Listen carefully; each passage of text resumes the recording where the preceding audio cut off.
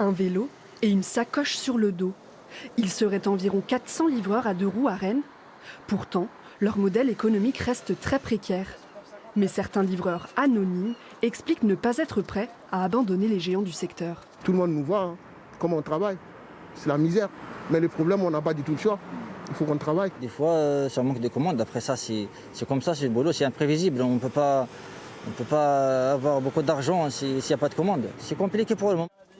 Même chose pour ce restaurateur. Les plateformes de livraison lui prennent 30% de son chiffre d'affaires, mais il ne se voit pas travailler sans elles. Il y a aussi l'avantage qu'on bénéficie de leur notoriété et on n'aurait pas tout ce trafic-là en ce moment si eux n'étaient pas là. Eux ont décidé de faire bouger les choses et de créer une alternative baptisée les coursiers rennais. Objectif, être rémunéré dignement et responsabiliser le client. On connaît le prix qu'un consommateur à Rennes est prêt à payer pour se faire livrer. Et nous, à partir du moment où on enlève un intermédiaire qui est la plateforme, on peut se permettre d'afficher des prix qui seront gagnants pour les livreurs et pour le restaurateur. 10 € pour une livraison à Rennes intramuros, répartie entre le client et le restaurant. Cette pizzeria est la première à se lancer avec eux.